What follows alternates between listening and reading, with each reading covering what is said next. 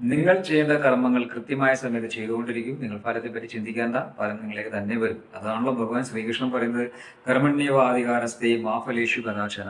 നിങ്ങൾ കർമ്മം ചെയ്യുക, ഫലം അതിൻ്റെതായ സമയങ്ങളിൽ നിങ്ങളിലേക്ക് എത്തിച്ചേരും എന്ന് പറയുന്നത്. പക്ഷേ നമ്മളറിയാം, മഴ പെയ്യുന്നുണ്ട്, മഴ പെയ്തുകൊണ്ട് നമ്മൾ വിത്ത് മുളയ്ക്കുന്നുമുണ്ട്. മഴ പെയ്തുകൊണ്ടാണോ വിത്ത് മുളച്ചത്? അല്ല. പണ്ടെപ്പോഴോ കൃഷിക്കാരോ മറ്റു സാഹചര്യം കൊണ്ടോ വിത്ത് ഭൂമിയിനുള്ളിൽ നിൽക്കുകയും അത് മഴ വന്നപ്പോൾ അത് പൊട്ടി മുളച്ചു വിത്ത് വലിയ ചെടികളായിട്ടും മരങ്ങളായിട്ടും കായായിട്ട് വരുന്ന രീതിയിലേക്ക് വരുന്നതാണ്. അപ്പോൾ മഴ പെയ്തുകൊണ്ടല്ല, അപ്പോൾ പണ്ടാരോ അത് ചെയ്തു വിട്ടുകൊണ്ട് കുഴിച്ചിട്ടുകൊണ്ടാണ് ഫലമോടെ റിസൾട്ടായി വന്നത്. ദാറ്റ് മീൻസ് നിങ്ങളുടെ കർമ്മങ്ങൾ ചെയ്യുമ്പോഴത്തേക്കും ഓട്ടോമാറ്റിക്കലി നിങ്ങളുടെ സാഹചര്യങ്ങൾ റിസൾട്ടായി വരും. പക്ഷെ നമ്മളിവിടെ ശ്രദ്ധിക്കേണ്ടത്, നമ്മൾ കഷ്ടപ്പെട്ട് കർമ്മം ചെയ്യും, മറ്റാരോ അതിൻ്റെ റിസൾട്ട് കൊണ്ടുപോകും. അത് നമ്മുടെ ഫലം മറ്റാരോ കൊണ്ടുപോകും, നമ്മുടെ അധ്വാനം മറ്റാരോ കൊണ്ടുപോകുന്ന അവസ്ഥ.